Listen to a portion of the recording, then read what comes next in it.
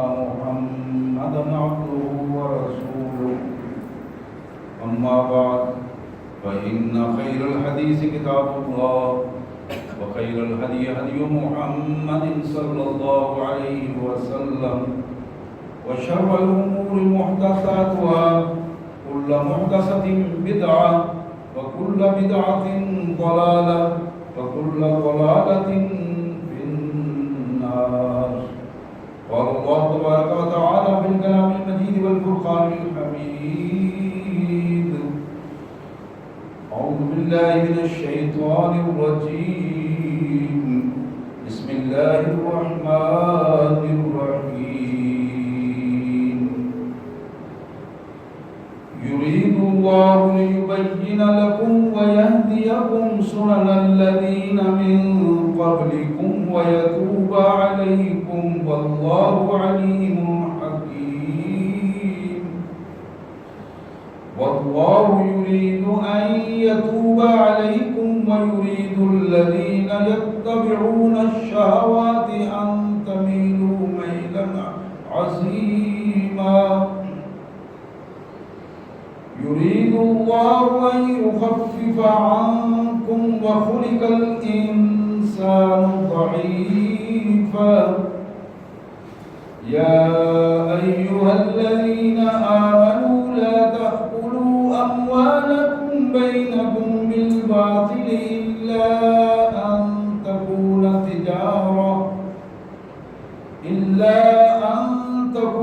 تجارة عن تراض منكم ولا تقتلوا أنفسكم إن الله كان بكم رحيما. ومن يفعل ذلك عدوانا وظلما فسوف نصليه نارا وكان ذلك على الله يسيرا. إن تجتنبوا كبائر ما تنهون عنه نكفر عنكم سيئاتكم وندخلكم مدخلا كريما. ولا تتمنوا ما فضل الله به بعضكم على بعض للرجال نصيب مما اكتسبوا وللنساء نصيب مما اكتسبن واسألوا الله من فضله إن الله كان بكل شيء عليما. أعوذ بالله صدق الله العظيم. اللهم صل على سيدنا ومولانا عبدك ورسولك وحبيبك محمد النبي الأمي وعلى آله وأصحابه وأزواجه وبناته وبارك وسلم. اللهم صل على نبي الأنبياء والمرسلين وعلى الملائكة المقربين وعلى سائر الصحابة والتابعين وعلى عباد الله الصالحين. اللہ کے پاک کلام قرآن مجید میں یہ 5واں پارہ اور سورہ نساء کی آیت نمبر 26 سے لے کر آیت نمبر 32 تک. 5واں پارہ سورہ نساء آیت نمبر 26 سے آیت نمبر 32 تک. آئیے سب سے پہلے ان آیات کا ترجمہ مفہوم اور پھر اس کے بعد انشاءاللہ مختصر سی گفتگو اس حوالے سے کہ ہماری زندگی کس نہج پر جا رہی ہے. اللہ کی طرف سے بڑھاوا سامنے موجود ہے. بڑے بڑے ایام سامنے آ رہے ہیں. رمضان آنے والا ہے, شعبان گزر رہا ہے. ان کیفیات میں ہماری یہ زندگی متوازن اور غیر متوازن حالات سے جس طرح گزر رہی ہے, ہم کس طرح چھوٹی چھوٹی نیکیاں کر کے بظاہر جو چھوٹے چھوٹے معاملات ہیں ان سے بچ کر اپنے اللہ کے فرمانبردار بن سکتے ہیں اور کس طرح جنت کا راستہ ہمارے لیے آسان ہو سکتا ہے. یہ وہ موضوع ہے جس پر انشاءاللہ گفتگو ہوگی. لیکن آئیے سب سے پہلے ہم ان آیات کا مفہوم. بسم اللہ الرحمن الرحیم. اللہ کے مبارک نام سے جو بڑا مہربان بہت زیادہ رحم کرنے والا ہے. یرید اللہ لیبین لکم, اللہ یہ چاہتا ہے کہ وہ اپنے دین کو کھول کھول کر آسان طریقے سے تمہارے سامنے بیان کر دے. وَيَهْدِيَكُمْ، اور اللہ یہ چاہتا ہے کہ تمہیں ہر معاملے میں ہدایت عطا فرمائے، رہنمائی عطا فرمائے. سُنَنَ الَّذِينَ مِن قَبْلِكُمْ وَيَتُوبَ عَلَيْكُمْ، وہ یہ چاہتا ہے کہ رہنمائی اس طرح دے کہ تم سے پہلے لوگ جس طرح انہوں نے زندگیاں گزاری ہیں ان کی زندگیوں کو تم دیکھو اور اپنے آپ کو درست کر لو. وَيَتُوبَ عَلَيْكُمْ، اللہ تعالیٰ تمہارے تعلق میں رہے گا، تمہارے ساتھ رجوع بھی فرمائے گا اور تمہارے ساتھ اپنا تعلق توبہ کے حوالے سے بہتر بنائے گا کہ تم اس سے بہتر تعلق میں رہو گے. واللہ علیم حکیم، اور اللہ تو سب کچھ جانتا ہے اور وہ اپنے فیصلوں میں غالب حکمت والا ہے. واللہ یرید ان یتوب علیکم، اللہ چاہتا ہے وہ اپنی رحمتوں کو تم پر خاص کر دے. وَيُرِيدُ الَّذِينَ يَتَّبِعُونَ الشَّهَوَاتِ أَن تَمِيلُوا مَيْلًا عَظِيمًا، اور وہ لوگ جو تمہارے ارد گرد تمہارے ساتھ رہتے ہیں اور اپنی خواہشات میں ڈوبے ہوئے ہیں، ان کی کوشش یہ ہے کہ تم کو دین سے دور کریں اور بدترین دوری تک تمہیں پہنچا دیں تک کہ تم دین پر واپس نہ آ سکو. اور حقیقت یہ ہے یرید اللہ ان یخفف عنکم، اللہ نے دین کو تمہارے لیے آسان بنا دیا ہے، آسان بنا دیا، ہلکا پھلکا بنا کے تمہارے سامنے رکھا ہے. وخلق الانسان ضعیفا، اس لیے کہ انسان کو بڑا کمزور پیدا کیا گیا ہے. یا ایھا الذین آمنوا، اے میرے بندو جنہوں نے مجھ پر اعتماد کیا ہے، اللہ فرماتے ہیں لا تاکلوا اموالکم بینکم بالباطل، آپس میں ایک دوسرے کے مال غلط طریقوں سے ہتھیانے کی کوشش نہ کرو، دوسروں کے حقوق پر ڈاکہ مت ڈالو. الا ان تکون تجارۃ عن تراض منکم، ہاں اگر باہم تم میں کوئی لین دین ہے، تجارت ہے، اس میں ایک دوسرے کو پیسہ دیتے ہو تو وہ ٹھیک ہے، لیکن دوسرے کے حقوق کو مارنا، دوسرے کے مال پر ہاتھ ڈالنا، نظر رکھنی، اس سے بچ جاؤ. وَلَا تَقْتُلُوا أَنفُسَكُمْ، اور آپس میں قتل و غارت نہ کرو، ایک دوسرے کو سزائیں مت دو، مارنے کی کوشش نہ کرو، آپ اللہ کے اختیارات اپنے ہاتھ میں لینے کی کوشش نہ کرو. ان اللہ کان بکم رحیما، اللہ بڑا مہربان ہے اور اپنی مہربانی اور رحمت سے تمہیں سمجھا رہا ہے، تم بچ جاؤ. وَمَن يَفْعَلْ ذَلِكَ عُدْوَانًا وَظُلْمًا، ہاں تم میں سے اگر کسی شخص نے سمجھانے کے باوجود ظلم اور زیادتی سے یہ حرکتیں کرنا شروع کر دی،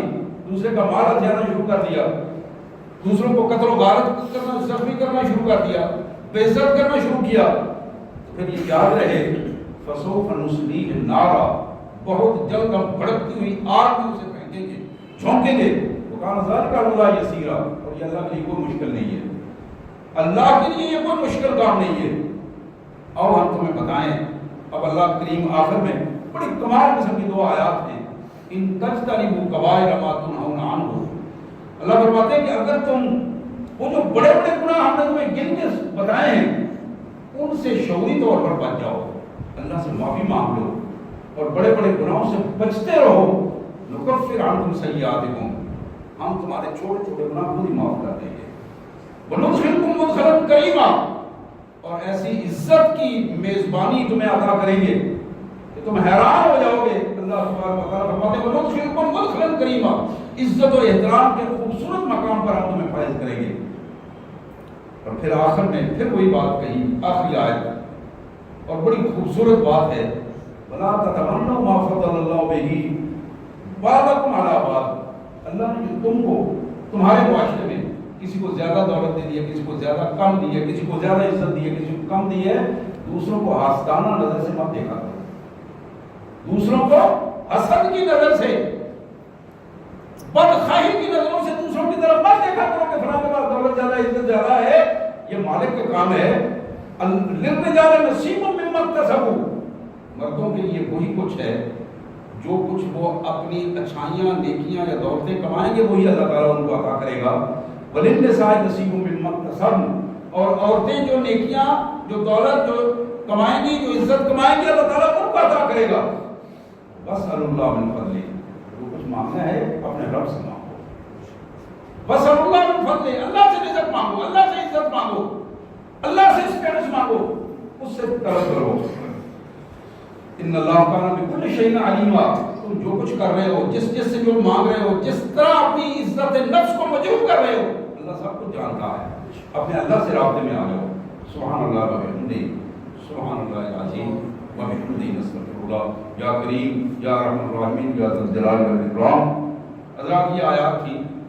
سورہ نساء 5واں پارہ، سورہ نساء کی آیت نمبر 26 سے 32 تک کی آیات، جن کا ترجمہ اور مفہوم آپ کے سامنے میں نے رکھا۔ اور میں نے عرض کیا تھا آج کے اس گفتگو میں، مختصر سی خطبہ جمعہ کی گفتگو میں یہ عرض کروں گا کہ کس طرح ہم چھوٹی چھوٹی نیکیوں کو حقیر سمجھ کر، معمولی سمجھ کر چھوڑ دیتے ہیں، اور نتیجہ کیا نکلتا ہے؟ ہم دین سے دور ہوتے چلے جاتے ہیں۔ اللہ تعالیٰ فرماتے ہیں کہ ہم نے دین تمہارے لیے آسان کر دیا ہے، آسان کر دیا ہے، اس آسان دین کو سمجھنے کی کوشش کرو، اور اپنے لیے جنت کا راستہ جو اللہ نے تمہارے لیے آسان کیا ہے، اس تھوڑی سی زندگی میں، آزمائش میں، اللہ کے ساتھ رابطے میں رہ کر یہاں دنیا میں بھی خوشیاں حاصل کرو، اور آخرت کی خوشیاں بھی تمہارا مقدر ہیں، تمہارا انتظار کر رہی ہیں۔ حضرات، نبی محترم سید کائنات جناب رحمۃ للعالمین صلی اللہ علیہ وسلم نے فرمایا لا تحتقرن من المعروف شیئا، لا تحتقرن من المعروف شیئا ولو ان تلقى اخاك بوجه طلیق۔ لوگوں، اپنی امت کو مخاطب کر کے فرمایا چھوٹی چھوٹی نیکیوں کو بھی چھوڑنے کی ضرورت ہے، انہیں حقیر سمجھ کر چھوڑنا دو۔ کہ میں راستے سے گزر رہا ہوں تو یہ روڑا پڑا ہے، اس کو پاؤں کے ساتھ ادھر کر دوں تو کیا ہو جائے گا؟ اللہ کے یہاں اس کی بڑی قیمت ہے۔ لا تحتقرن من المعروف شیئا، نیکی کا چھوٹی سے چھوٹی ہو اس کو حقیر مت سمجھو۔ ولو ان تلقى اخاك بوجه طلیق، اگر سے تم اپنے بھائی کو جو تمہارا خونی رشتہ دار نہیں ہے، گلی محلے کا رہنے والا بھائی ہے، دفتر کا رہنے والا بھائی ہے، کبھی کبھار تمہیں ملنے والا سب بھائی ہے تمہارا، اس بھائی کو ملتے وقت تمہارے چہرے پہ جو مسکراہٹ آتی ہے، اپنائیت آتی ہے، خیر خائی آتی ہے، اللہ کے یہاں اس کی بڑی قیمت ہے، اللہ کے یہاں اس کی بڑی قیمت ہے۔ اور جب تم اپنے بھائی سے ملتے ہو تو تمہارے چہرے پہ جو مسکراہٹ کی بجائے غصہ آ جاتا ہے، تناؤ آ جاتا ہے، نفرت آ جاتی ہے، حقارت کا پہلو آ جاتا ہے، یہ وہ چیز ہے جو تمہیں ذلت و رسوائی میں ڈوبنے کے لیے کافی ہوتی ہے، یہ وہ چیز ہے جو تمہیں اللہ سے دور کر دیتی ہے، یہ جو چیز ہے تمہیں دین سے دور کرتی ہے۔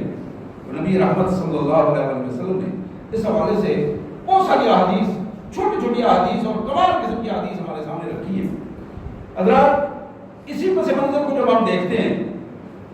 سب سے بنیادی چیز ان دنوں خصوصاً میں جو آپ کے سامنے رکھنا چاہوں گا، آج غالباً 13 شعبان المعظم ہے، ہم اس چکر میں ہوتے ہیں بعض اوقات کہ شارٹ کٹ لگائیں، اور ہمیں بتایا یہ جاتا ہے جہالت کے حوالے سے ایک رات عبادت کر لو گے تو کہانی سیدھی ہو جائے گی، پتا گرنے سے بچ جائے گا، گر جائے گا تو پتے کو آپ محفوظ کر دو گے۔ حضرات، یہ ساری وہ کہانیاں ہیں جو دین کو مجروح کرنے والی کہانیاں ہیں۔ دین ایک مکمل نظام زندگی ہے، دین مکمل نظام زندگی ہے، اور میں یہ بات پوری ذمہ داری سے کہہ رہا ہوں کہ دین میں شارٹ کٹ نہیں ہے، شارٹ کٹ نہیں ہے۔ جب آدمی پورے دین پر چلتا ہے، اپنے عقیدے کو ٹھیک کرتا ہے، اپنی عبادات کو ٹھیک کرتا ہے، اپنے معاملات کو لین دین کے معاملات کو ٹھیک کرتا ہے، اپنے رویے اور اخلاق کو ٹھیک کر دیتا ہے، تو پھر آپ نے اس کے لیے سارے شارٹ کٹ ہیں۔ یہ وہ بنیادی ہیں چار، ان بنیادوں کو سامنے رکھ کر اگر وہ دینداری کی پوزیشن اختیار کر لیتا ہے تو آپ یقین کیجیے آسانیاں ہی آسانیاں، راستہ اس کے لیے آسان ہو جاتا ہے، جنت اس کو اپنے سامنے نظر آنا شروع ہو جاتی ہے، اس لیے وہ اپنے اللہ کی جنت کے مالک سے رابطے میں ہوتا ہے، محمد رسول اللہ صلی اللہ علیہ وسلم کی سنت اس کے لیے آسانیاں پیدا کر دیتی ہے۔ تو یہاں اس پوزیشن کو ہمارے سامنے رہنا چاہیے کہ جو معمولی باتیں، اور بالخصوص یہ جو اب میسج چلنا شروع ہو گئے ہیں موبائلوں پہ کہ جی ایک آدھ دن 2-4 دن رہ گئے ہیں پتہ کٹنے میں، ممکن ہے میرا پتہ کٹ گیا ہو تو زندگی میں کہیں گڑبڑ کی ہو، اب وہ گڑبڑ کیسے معاف ہوگی؟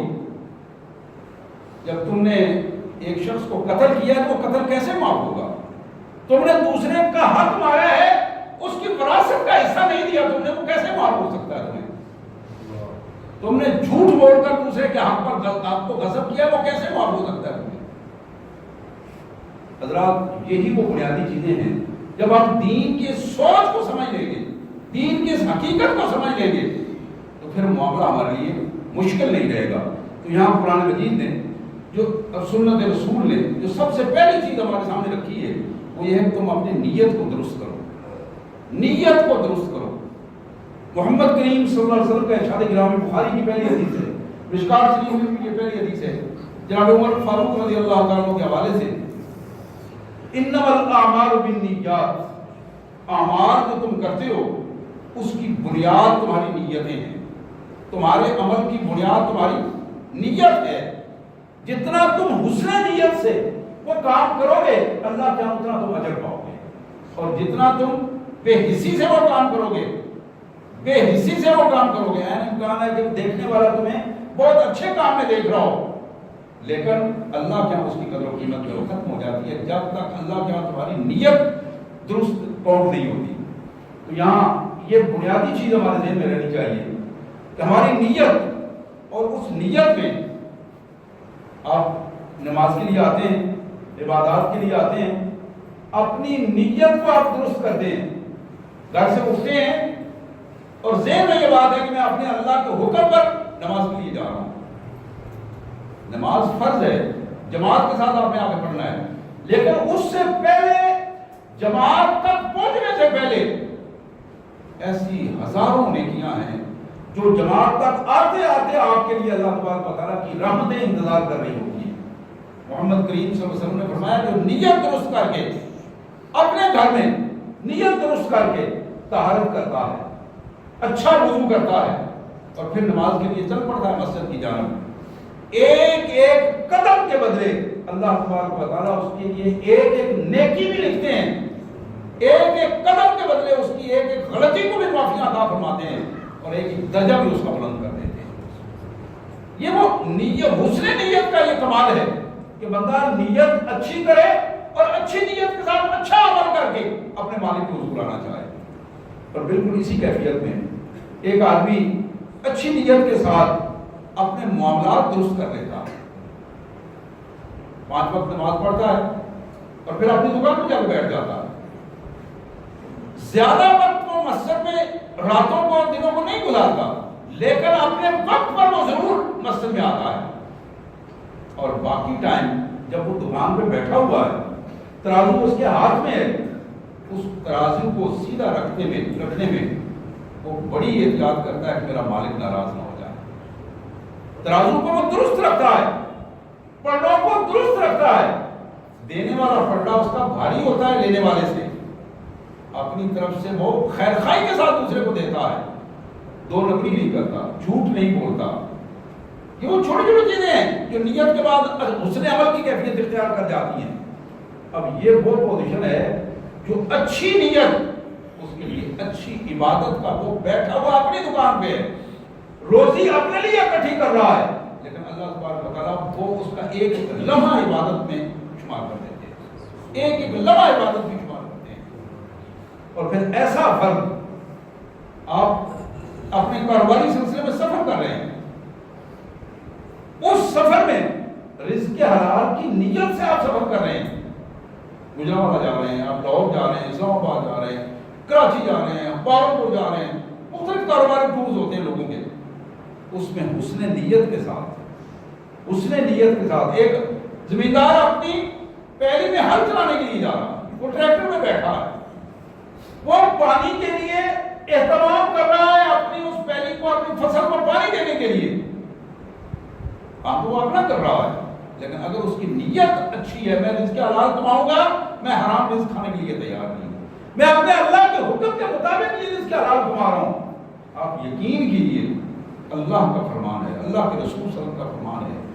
کہ وہ کسان، وہ زمیندار جو اپنی زمین اور کسان اپنی اس محنت میں اللہ کی رضا کے لیے یہ سب کچھ کرتا ہے اور دیانتداری سے یہ کام کرتا ہے، اس کا ایک لمحہ اللہ کے لیے اللہ کو حضور عبادت کرتا ہے۔ یہ چھوٹی چھوٹی نیکیاں ہیں، بظاہر نیکیاں ہیں، اور ایسا آدمی، وہی آدمی ہے، محمد کریم صلی اللہ علیہ وسلم بازار میں ایک دن تشریف لا رہے ہیں، ایک آدمی سے سلام لیا، اب وہ سلام لیتے ہوئے آپ نے محسوس کیا کہ اس کے ہاتھ زیادہ سخت ہیں، مضبوط ہاتھ ہیں اور سخت ہاتھ ہیں. آپ نے اس سے پوچھا بھائی ہاتھ بڑے سخت ہیں تمہارے. اس نے عرض کیا اللہ کے رسول صلی اللہ علیہ وسلم بس محنت کرتا ہوں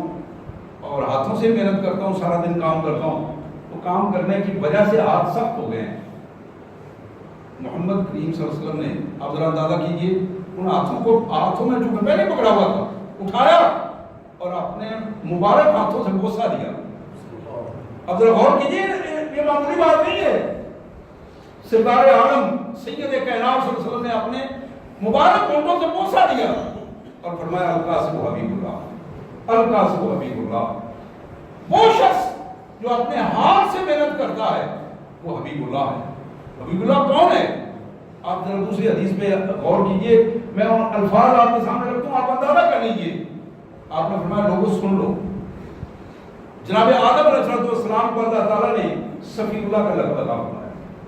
جناب نوح علیہ السلام کو اللہ تعالیٰ نے نجی اللہ کا لقب عطا فرمایا.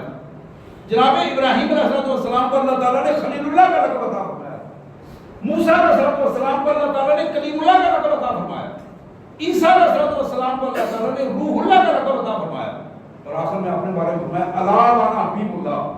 یاد رکھو اللہ نے مجھے حبیب اللہ کا لقب عطا فرمایا. اور آپ نے اس کاسب کو، وہ جو ہاتھ سے کام کر رہا ہے، جس کے ہاتھ مزدوری کی وجہ سے سخت ہو گئے، اس کے ہاتھ کو بوسہ دیتے ہوئے فرمایا القاسم حبیب اللہ. محمد کریم صلی اللہ علیہ وسلم نبیوں میں ممتاز ہو کر حبیب اللہ بنے، اور یہ شخص کمائی کرنے والے مسلمان بندوں میں اللہ کی رضا کے لیے رزق حلال کمانے کے لیے جو کام کر رہا ہے، اس کو محمد رسول اللہ صلی اللہ علیہ وسلم نے فرمایا القاسم حبیب اللہ. حضرات یہ وہ بظاہر تو اتنی بڑی بات شاید ہمیں معلوم نہ ہو، لیکن یہ اتنا بڑا درجہ ہے کہ ایک آدمی اللہ کی رضا کے لیے رزق حلال کے کمانے میں لگ جاتا ہے اور وہیں اپنے اللہ کی یاد میں رہتا ہے، وہی اللہ کی یاد میں رہتا ہے، وہی وہ استغفار کرتا رہتا ہے، وہی وہ مصروف دعائیں پڑھتا رہتا ہے. اللہ اس کی حفاظت بھی کرتے ہیں، اس کے رزق میں برکتیں بھی دیتے ہیں. اللہ تعالیٰ تبارک و تعالیٰ اس کے ماحول میں اس کو باعزت بھی بنا دیتے ہیں، لوگوں کی نظر میں بھی باعزت بنا دیتے ہیں. حضرات یہ وہ نیت کی بات میں کر رہا تھا، یہ جو بنیادی چیز نیت ہے. اسی طرح ایک آدمی اخلاقیات میں زبان کھولتے ہوئے، اس نیت سے زبان کھولتے ہوئے چپ کر جاتا ہے، اس کا شیطان اسے مجبور کرتا ہے، نفس مجبور کرتا ہے کہ اس کو گالی دو، اس نے تمہارے سامنے اس کی حرکت کیوں کی ہے، اس کو کیا ضرورت ہوئی کہ میں چودھری صاحب، ملک صاحب، بٹ صاحب، بینڈر صاحب، چیمہ صاحب میرے سامنے اس نے یہ حرکت کی، اس کو لگا دو تو جب گالیاں دے دو. لیکن وہ رک جاتا ہے، قادر ہے، اس پر اللہ نے اسے ہمت دی ہے، وہ یہ حرکت کر سکتا ہے تو نہیں کرتا اللہ کی رضا کے لیے، اس لیے اللہ نے روک دیا ہے. جب وہ اپنے آپ کو روک لیتا ہے، آپ یقین کیجیے کہ اللہ تبارک و تعالیٰ کیا اس کی بڑی کرتی ہے. جو اللہ کے لیے اپنی زبان کو روک لیتا ہے، اللہ کے لیے اپنی آنکھ کو روک لیتا ہے، وہ بھی حیائی نہ دیکھے. اللہ کے لیے اپنے ہاتھ کو روک لیتا ہے، دوسرے پر ظلم نہ کرے، دوسرے کام نہ کرے. اللہ کے لیے وہ اپنے پاؤں کو روکتا ہے کہ وہ دوسرے کی طرف چل کر اس کے حقوق میں دسترازی نہ کرے. یہ وہ پہلو ہے، جتنی خوبصورت نیت وہ کرتا ہے، جتنی خوبصورت نیت کے حوالے سے وہ عمل کرتا ہے، اللہ کے ہاں اس کی بڑا ہی اجر ہے اور بڑی قیمت ہے. اور اسی طرح ایک آدمی سرکاری ملازم ہے، اسکول میں ٹیچر ہے، کسی دفتر میں کلرک ہے، باہر چوکیدار ہے، کسی دفتر میں آفیسر ہے، یعنی کسی بھی سطح پر. اب وہ سرکاری ملازمت تو اپنے لیے بظاہر کر رہا ہے، ڈیوٹی کر رہا ہے، اس نے ایگریمنٹ کیا ہے، اس حساب سے وہ ڈیوٹی کر رہا ہے، اس کی تنخواہ دیتا ہے. لیکن اگر وہ گھر سے چلنے میں اس کی احتیاط کرتا ہے، گھر سے وقت سے پہلے تیار ہوتا ہے، دفتر میں وقت پر پہنچتا ہے، وقت سے 1-2 منٹ پہلے پہنچ جاتا ہے، اپنی ڈیوٹی درست سرانجام دیتا ہے، درست طریقے سے سرانجام دیتا ہے، وہاں جو وقت وہ گزارتا ہے وہ اپنے اللہ کے رضا کے لیے گزارتا ہے. ڈیوٹی تو وہ دے رہا ہے، لیکن اس ڈیوٹی میں اگر اللہ کی رضا شامل ہے، اس ڈیوٹی میں اگر اللہ تبارک و تعالیٰ کی خوشی شامل ہے، اس ڈیوٹی میں محمد رسول اللہ صلی اللہ علیہ وسلم کا دیا ہوا نظم و ضبط اور ڈسپلن شامل ہے، تو پھر آپ یقین کیجئے کہ اس ڈیوٹی پہ بیٹھا ہوا وہ فرد ایک ایک لمحہ اس کا عبادت کام تو وہ سوئی گیس کا میٹر ٹھیک کر رہا، بجلی کی تار لگا رہا، اور اگر اس میں وہ کسی حرام کام سے بچ جاتا ہے اور صرف اس لیے بچتا ہے، میرا اللہ یہ نہیں چاہتا، شیطان اسے نفس اسے مجبور کرتا ہے کہ یار لے دو 2 4 500 کیا ہے، اس میں اللہ کچھ نہیں کہتا نعوذ باللہ، وہ اندر سے پھونکتا رہتا ہے، وہ پھونکتا رہتا ہے، جھوٹ بولو کیا ہے مر جاؤ گے، جھوٹ بولو، خلاف واقع بات کر دو، یہ جو تمہارا سپروائزر ہے، یہ جو تمہارا ایڈمنسٹریٹر ہے، اس کو کیا ہوتا ہے، تم کہاں تھے کیسے تھے، تم کہہ دو میرے پیٹ میں درد تھی میں اسپتال میں گولی لے کے گیا ہوا تھا، یہ کہہ دو کہ میری بچی بیمار تھی میں اس کو لے کے گیا ہوا تھا، جھوٹ بول دو، لیکن نہیں، یہ جو اچھی نیت ہے، یہ جو اچھی سوچ ہے، اس کی اللہ کیا بڑی قیمت، اور یہ اچھی سوچ اچھی نیت اس کے لیے بہت بڑے اجر کا باعث بن جاتی ہے، اس کے لیے بہت بڑی کامیابیوں کے دروازے کھول دیتے ہیں، بظاہر وہ ہو سکتا ہے کچھ لمحے کے لیے وہ پریشان ہو، اس کی آزمائش ہو، اس کی وہ پریشانی، اس کی وہ آزمائش اس کے لیے اجر کے دروازے کھول دیتی ہے، اور اس کے لیے زیادہ سے زیادہ کامیابیوں کے راستے کھول دیتی ہے۔ حضرات میں یہ عرض کر رہا تھا، یہ جو نیت کی درستگی ہے یہ بڑی بنیادی چیز ہے۔ اسی طرح ایک آدمی دوسرے سے محبت سے بولتا ہے، بعض آپ نے اندازہ کیا ہوگا، بعض بھائی اپنے گھروں میں جاتے ہیں، گھروں میں جاتے ہوئے چہرے پہ ایک تناؤ کی پوزیشن پہ، اپنے گھر جا رہے ہیں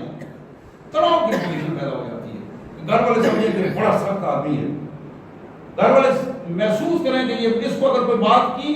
کوئی مطالبہ کیا تو یہ ادھر وال فور پکنا شروع ہو جائے گا۔ اس کی نسبت ایک وہ آدمی ہے جو اپنے گھر میں جاتا ہے، اجازت دے کے جاتا ہے، اجازت دے کے جاتا ہے، اللہ کے رسول صلی اللہ علیہ وسلم کے کہنے کے مطابق، حکم کے مطابق اونچی آواز میں سلام کرتا ہے، اپنے گھر میں جاتا ہے، اونچی آواز میں سلام کرنے کے بعد حضور صلی اللہ علیہ وسلم نے فرمایا وہ سورہ اخلاص کی تلاوت کرتا ہے، سورہ اخلاص قل هو اللہ احد کی تلاوت کرتا ہے، اور پھر آپ نے فرمایا میرے اوپر درود بھیجتا ہے، مجھے میرے لیے دعا کرتا ہے۔ محمد کریم صلی اللہ علیہ وسلم کا وعدہ ہے، آپ نے فرمایا کہ اللہ تبارک و تعالیٰ کے حکم سے اس کے گھر میں رزق اس طرح آئے گا، دروازے توڑ کر اس کے گھر میں آئے گا، بند کر کے رکھے۔ اب یہ آپ ذرا فرق دیکھیں، اور دوسرا وہ بندہ جو گھر میں آتا ہے اور گالیاں نکالتا ہوا آتا ہے، گندے مزاج کے ساتھ آتا ہے، گندے رویے کے ساتھ اپنے گھر میں داخل ہوتا ہے، سختی کے ساتھ داخل ہوتا ہے، نتیجہ کیا نکلتا ہے؟ شیطان اس کے ساتھ ہوتا ہے، نتیجہ کیا نکلتا ہے؟ نفرت، محبت کی بجائے نفرتیں اس کے ساتھ آتی ہیں، رحمت کی بجائے لعنتیں اس کے ساتھ آتی ہیں۔ اب اس گھر میں لڑائی ہوگی، جھگڑا ہوگا، اختلاف ہوگا، بدنمائی ہوگی، اور اس گھر میں کبھی بھی اچھائی کا رویہ نہیں ہو سکتا۔ یہاں بالکل وہی پوزیشن ہے۔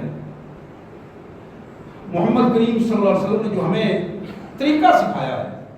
اپنے گھروں میں جاؤ، اپنے دفاتر میں جاؤ، اپنے اداروں میں جاؤ، ہمیشہ اپنی زبان سے سلامتی کا پیغام دے کے جاؤ، باہر نکلتے ہو سلام کرو۔ جس شخص کو آپ کو معلوم ہوتا ہے کہ یہ شخص مسلمان ہے، اس مسلمان کو پہلے سلام کرنے کی کوشش کرو، پہلے اس کو سلامتی کا پیغام دو، پہلے اس کو احساس دلاؤ کہ میں تمہارا بھائی ہوں، میری طرف سے تمہیں کوئی تکلیف نہیں ہوگی، السلام علیکم، میری طرف سے سلامتی کا پیغام۔ سلامتی کا پیغام کا مطلب یہ ہے۔ اور یہاں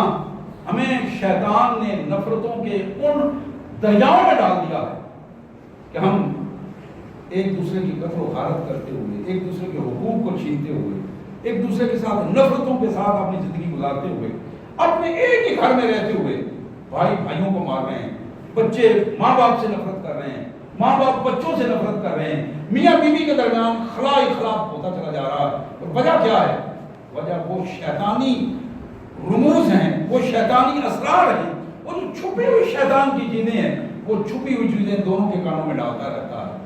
بیوی کے کانوں میں الگ اس کے خامن کے بارے میں ڈالتا ہے، اور خامن کے کانوں میں الگ اس کی بیوی کے بارے میں ڈالتا ہے، بچوں کے بارے میں الگ ماں باپ کے حوالے سے، اور ماں باپ کے بارے میں ماں باپ کے کانوں میں الگ پھونکتا رہتا ہے۔ اسی طرح بھائیوں کے بارے میں، برادریوں کے بارے میں، ماتحت اور دوروں کے بارے میں محمد کریم صلی اللہ علیہ وسلم کا ارشاد گرامی ترغیب و ترہیب میں آپ نے بڑی خوبصورت بات ارشاد فرمائی. فرمایا وہ شخص جو کسی دوسرے کی بیوی کو اس کے خامد کے خلاف بھڑکاتا ہے، مرد ہو یا عورت، میری امت کا وہ شخص جو کسی گھر میں فساد ڈلواتا ہے، کسی کی بیوی کو اس کے خلاف کرتا ہے، کسی کے بچوں کو اس کے خلاف کرتا ہے، گھر میں فساد ڈلواتا ہے، میرے آقا صلی اللہ علیہ وسلم نے فرمایا خدا کی قسم وہ میری امت میں سے نہیں، میری امت سے نہیں ہے. پھر آپ ذرا اس سے اور آگے آپ نے ارشاد فرمایا اگر کوئی شخص کسی ملازم کو اپنے آقا کے خلاف بھڑکاتا ہے، اس کا مالک ٹھیک ہے، وہ اس سے درست طریقے سے رابطہ رکھ رہا ہے، اس کو اس کی صحیح مزدوری دے رہا ہے، لیکن یہ اس کے کام میں پھونک رہا ہے یار تم تو بڑی صلاحیتیں والے ہو، تمہیں 500 دیتا ہے، تمہیں تو 700 ملنا چاہیے، تمہیں تو 1000 ملنا چاہیے، تمہاری تو صلاحیتیں اتنی ہیں. اس کا نتیجہ یہ ہے کہ مالک اور آجر اور اجیر کے ذہن میں، کارخانہ دار اور مزدور کے ذہن میں آپس میں نفرت پیدا ہوتی ہے. اور اس نفرت کی پوزیشن کیا ہے؟ محمد کریم صلی اللہ علیہ وسلم نے فرمایا جو شخص یہ کام کرتا ہے فلیس منا، اس کا تعلق میری امت سے نہیں، وہ ہم میں سے نہیں ہے. حضرات میں یہی بنیادی چیز عرض کر رہا تھا کہ یہ جو نیت ہے، نیت، اس نیت کو اگر ہم درست کر لیں اور یہ نیت درست انداز میں ہمارے سامنے آ جائے تو یہ چھوٹی چھوٹے معاملات ہمارے لیے اجر عظیم کا باعث بنتا ہے. میں ایک حدیث مبارکہ آج پڑھ رہا تھا، جناب عبداللہ بن عمر رضی اللہ تعالیٰ عنہ کے سامنے ایک صحابی نے عرض کیا، ایک حدیث پیش کی کہ محمد کریم صلی اللہ علیہ وسلم نے فرمایا اگر کوئی شخص کسی جنازے کے ساتھ جاتا ہے اور پھر وہ جنازہ پڑھتا ہے، اپنی کسی مسلمان بہن بھائی کا جنازہ پڑھتا ہے، اس کو 1 قیراط کا ثواب ملتا ہے. اگر وہ جنازے کے بعد اس کی تدفین تک کھڑا رہتا ہے اور قبر کے اوپر وہ کھڑی ہو کر مسنون دوارا اس میں بھی وہ شامل ہوتا ہے،